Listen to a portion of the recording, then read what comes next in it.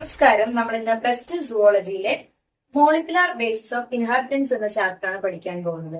ഈ പാഠഭാഗത്തിലെ നമ്മുടെ genetic material എന്താണെന്നുള്ളതും ഈ ജനറ്റിക് മെറ്റീരിയലിന്റെ സ്ട്രക്ചറുകൾ ഇത് എങ്ങനെയാണ് ജീനുകളെ കോഡ് ചെയ്തിരിക്കുന്നത് എന്നുള്ളതാണ് നമ്മൾ പഠിക്കുന്നത്.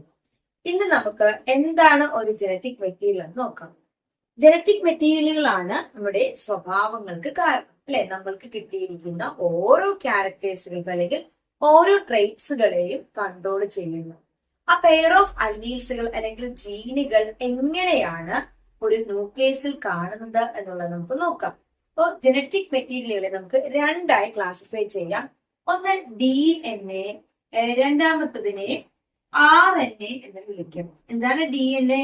നമ്മൾ +1 സുവോളജിയിൽ പഠിച്ചതാണ്. DNA means deoxy ribo nucleic acid and RNA means ribo nucleic acid. DNA-യും RNA-യും തമ്മിലുള്ള പ്രധാനപ്പെട്ട വ്യത്യാസങ്ങളാണ് നമ്മൾ പഠിക്കുന്നത്. DNA means deoxy ribo nucleic acid and RNA means ribo nucleic acid. ഇപ്പോൾ DNA ആയാലും RNA ആയാലും ന്യൂക്ലിക് ആസിഡുകളാണ്, അല്ലെ?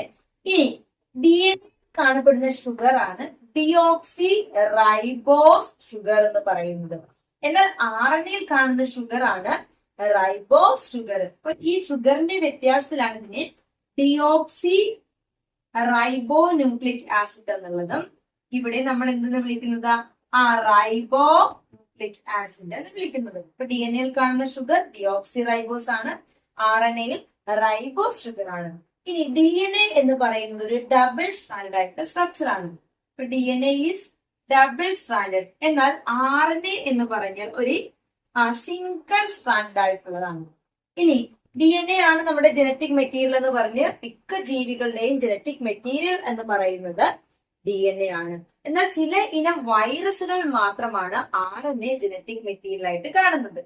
ഇനി ഈ DNA എന്ന് പറയുന്നത് സിന്തസൈസ് ചെയ്യണമെങ്കിൽ നമുക്ക് RNA എന്ന് പറയുന്ന ഒരു സ്ട്രക്ചർ കൂടി ആവശ്യമാണ്. അവിടെ RNA ജനറ്റിക് മെറ്റീരിയൽ ആയിട്ടല്ല കാണുന്നത്. അപ്പൊ നമുക്ക് RNA-യെ 3 ടൈപ്പായിട്ട് ഡിവൈഡ് ചെയ്യാം. mRNA, rRNA, tRNA.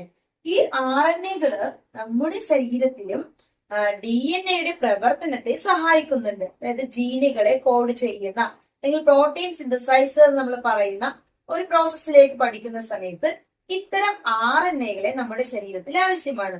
എന്നാൽ നമ്മുടെ ജനറ്റിക് മെറ്റീരിയൽ എന്ന് പറയുന്ന എപ്പോഴും DNA തന്നെയായിരിക്കും. ഓക്കെ. ഇപ്പൊ DNA എന്ന് പറയുന്ന സ്ട്രക്ചറിൽ കാണപ്പെടുന്ന ബേസുകൾ അഡിനിൻ, തൈമിൻ, ഗ്വാനിൻ, സൈറ്റോസിൻ. ഈ 4 നൈട്രജൻ ബേസുകളാണ് കാണുന്നത്. എന്നാൽ RNA-യിലേക്ക് വരുമ്പോൾ അവിടെ തൈമിൻ എന്ന് പറയുന്ന സ്ട്രക്ചർ ഉണ്ടാകില്ല, മറിച്ച് അവിടെ ഒരു യുറാസിൽ ആയിരിക്കും കാണപ്പെടുന്നത്.